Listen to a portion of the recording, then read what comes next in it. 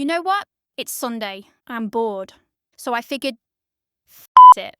Let's do another one. Beep it if you want, but the sentiment stays. This episode is about trauma. Specifically, why your trauma isn't special. Yeah, I said it. Cue the angry comments. Everybody thinks their trauma is unique. No one has ever been through what I've been through. Sure, buddy, because in all of human history, you're the first person with a screaming parent, or a manipulative ex, or a friend who ghosted you like a cheap magician. Newsflash, you are not the main character of suffering. You're a background extra in a very crowded cast. And no, that doesn't minimize your pain. It normalizes it. Which, let's be honest, is exactly what your inner drama queen doesn't want. Because if you're not special, then you might actually have to heal. And healing doesn't make for nearly as exciting a sob story. Clients roll into therapy like it's the Pain Olympics. Oh, your mom yelled? Cute. Mine threw forks. 2 of them. Silverware trauma. Level unlocked. And then there are the trauma hipsters. I have CPTSD. You probably haven't heard of it. Relax. Your trauma diagnosis isn't going to show up on your Spotify Wrapped. Here's the kicker.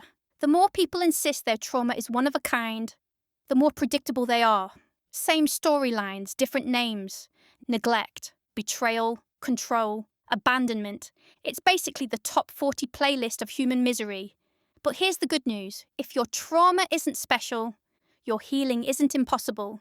We know the patterns. We know the treatments. Your brain isn't inventing new ways to be broken. It's just recycling the classics.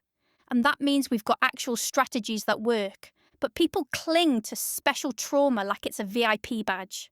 Because if yours is truly unique, no one can expect you to change. You get to stay the tragic hero of your own play forever. Oh, I'd heal. But my trauma is different. Translation. I don't want to give up my excuse. And the protective parts? They love this game. They'll bark, bite, throw tantrums. Anything to keep you convinced you're a one-off case. Because if you're common, you're fixable. And if you're fixable, you might have to do the work. So let me say it again. Your trauma isn't special.